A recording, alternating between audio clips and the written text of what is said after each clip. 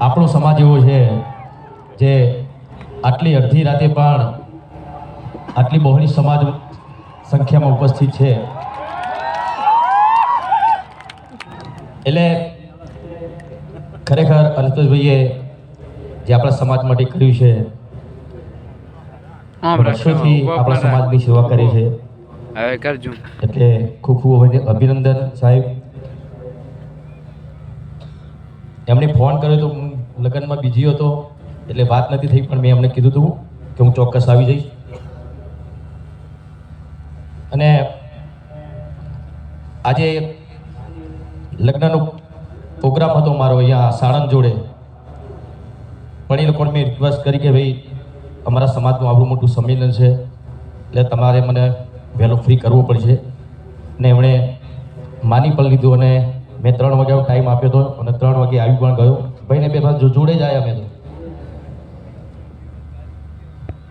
એટલે હંમેશા બસ આપણો સમાજ આવી રીતે એક રહે એ જ મારા સમાજને પ્રાર્થના કરું છું.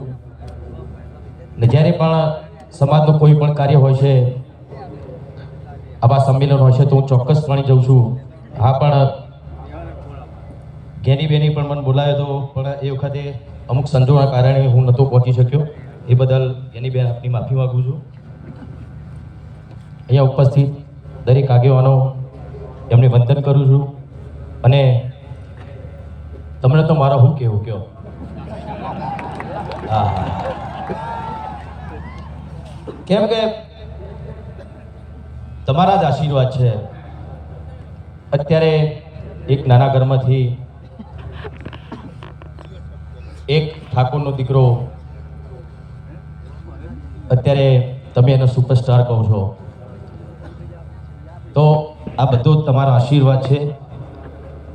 તમે છો તો હું છું, અલ્પેશભાઈ છે, અને દરેક આગેવાનો એ બધા જ તમારા આશીર્વાદના લીધે જ છે. અને આવા નવા આશીર્વાદ હંમેશા સમાજના જે સારા કાર્યો કરતા હોય એમના એ આગેવાનો ઉપર રાખજો. અને વધારે તો કંઈ કહેતો નહીં, એવા બોલવાનું થોડું હમણાંથી થોડું ચાલુ કર્યું છે.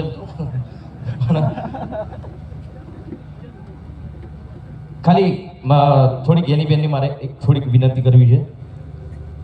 તમે જે સમાજ માટે બંધારણ આપણા સમાજના કલ્યાણ માટે જ કર્યું છે, બહુ સરસ કર્યું છે, પણ એક બે એવી વાતો છે જે તમારી સમક્ષ રજૂ કરવા માગું છું હું. કેમ કે ઘણા બધા મને ફોન આવ્યા, કેમ કે હું પણ એક કલાકાર છું એટલે મેં ખાસ પેલા ડીજે વાળાનો બહુ ફોન આવ્યો. એટલે અરે બીજું કશું નહીં, એ લોકોનું પણ શું એમના પર ઘર ચાલતું હોય છે. ઘણા બધા કલાકારો ડીજીમાં જ કામ કરતા હોય છે, તો એના માટે તમે થોડુંક વિચારજો શું કરી શકો. તમે બધા આગેવાનો છો, બધા ભેગા થઈને તમે નક્કી કરજો.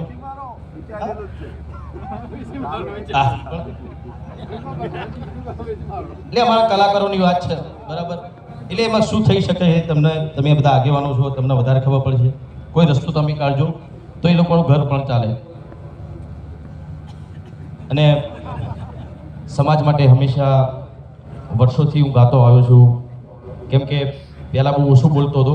પિક્ચર હોય તો ડાયલોગ બાયલોગ બોલવાના થાય, પણ જે તે સમયે મેં ગાવાનું ચાલુ ત્યારથી સમાજ માટે મેં ઘણા બધા ગીતો લખ્યા છે. મારા મોટાભાઈ જીવરાજભાઈએ પણ, જેમ કે જાગો જાગો ઠાકોરો જાગો જમાનો બદલાયો. એ વખતે આપણો સમાજ બહુ જ પાછળ હતો. અત્યારે તો ઘણો બધો સમાજ આપણો ઘણો આગળ આવ્યો છે, શિક્ષણમાં પણ આગળ આવ્યો છે, અને વ્યસનમાં પણ એનો પાછું જવાની જરૂર છે, પણ એ બી આગળ આવે છે. બોલો, એટલે એમાં પણ પાછળ જવાનું, બધામાં આગળ નહીં આવવાનું. જો આગળ આવવાનું છે તો આવવાનું છે. હા, શિક્ષણમાં આગળ આવો. આવા સમૂહ લગ્નો એમાં જોડાઓ. બાળ લગ્નના કુરિવાજો છોડો. એ બધામાં આપણે આગળ આવવાનું છે. તમે તો વ્યસનમાં આગળ આવી જાઓ છો. એટલે એવું નહીં, બીજા સમાજના બી વ્યસન કરતા જ હોય છે, પણ આપણો સમાજ સૌથી વધારે પાછળ રહ્યો હોય તો એનું કારણ વ્યસન જ છે અને વ્યસનના કારણે આપણો સમાજ ભણી ના શક્યો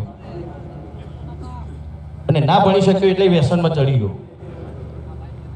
એટલે બસ એટલી જ વિનંતી કરું છું કે વ્યસનોથી દૂર રહો, શિક્ષણ અપનાવો. આ સુંદર મજાનો પગલો અલ્પેશભાઈ આપણા માટે જ આપણા યુવાન મિત્રોમાંથી કર્યું છે. હા હા, ચલો એક બે લાઈન કેમ કે ઘણા બધા આગેવાનો છે. હો હે જાગો જાગો ઠાકોર હો જાગો, જમાનો બદલાયો.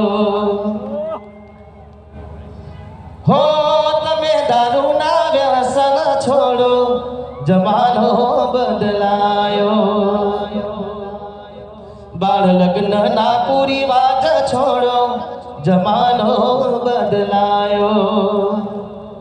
તમે શિક્ષણના માર્ગે હાલો, જમાનો બદલાયો. જાગો જાગો ઠાકોરો મારા જાગો.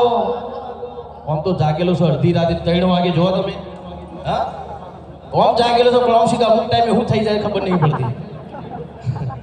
એટલે આવા જાગૃત રહો.